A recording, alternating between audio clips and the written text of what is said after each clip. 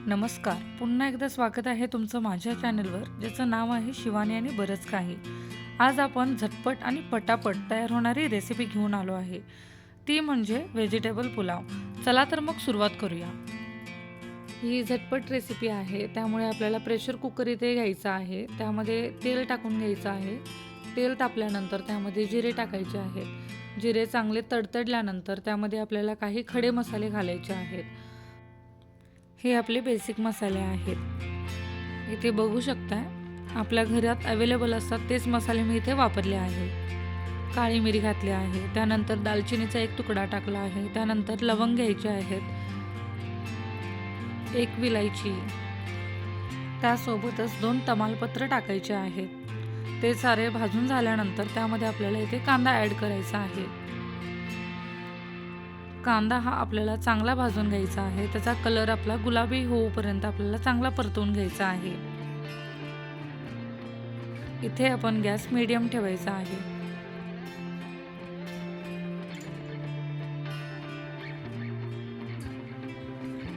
थोड्या वेळाने आपण कांदा परतवून घ्यायचा आहे. त्यानंतर आपण इथे व्हेजिटेबल्समध्ये कांदा घातल्यानंतर गाजर, बीन्स आणि 2 मध्यम आकाराचे बटाटे घेतले आहेत.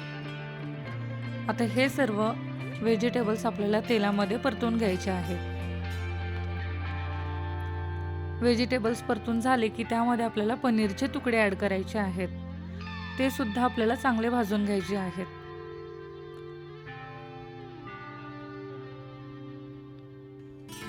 थोड्या वेळाने आपल्याला ते परतवून घ्यायचं आहे.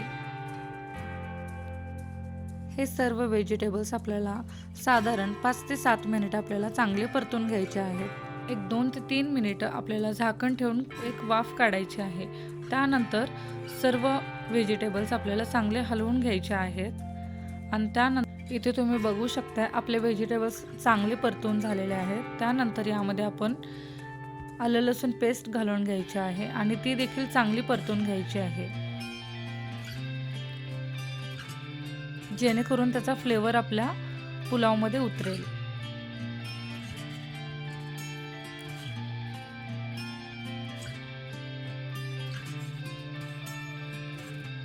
एक मिनिट त्याला चांगलं परतून घ्यायचं आहे. त्यानंतर त्यामध्ये आपल्याला काही बेसिक मसाले ॲड करायचे आहेत, जसे की हळद टाकायची आहे. त्यानंतर 1 ते 1.25 चमचा आपल्याला धना पावडर ॲड करायची आहे. त्यानंतर 1 चमचा गरम मसाला ॲड करायचा आहे. त्यासोबतच यामध्ये घरगुती चटणी आपली टाकून घ्यायची आहे. ती आपल्या आवडीप्रमाणे आपण इथे कमी जास्त करू शकतो. तिखट हवे असेल तर जास्त टाकू शकतो. आपले हे सर्व मसाले आपल्याला चांगले यामध्ये परतून घ्यायचे आहेत.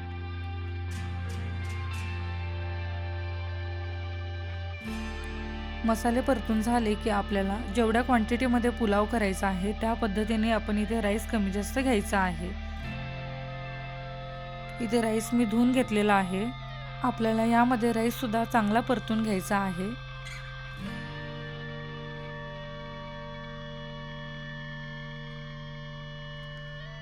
साधारण 1 ते 2 मिनिट आपल्याला इथे राईस यामध्ये परतून घ्यायचा आहे.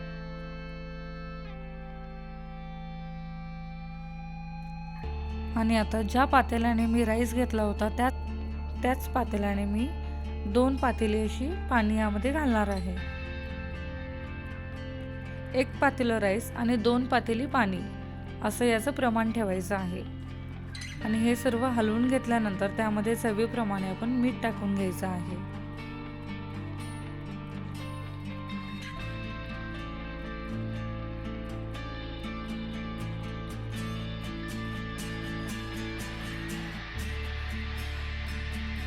इथे आपल्याला चतकोर अशा प्रमाणात 1 लिंबू यामध्ये पिळून घ्यायचं आहे.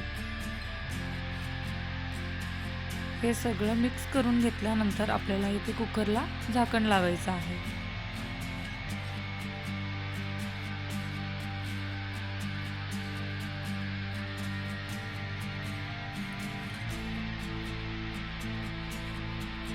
इथे आपल्याला कुकरला फक्त 3 शिट्ट्या द्यायच्या आहेत आणि 3 शिट्ट्या झाल्यानंतर इथे बघू शकता आपला पुलाव रेडी आहे.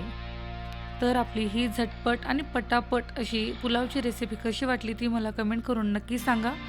Bye bye. ओम नमः शिवाय.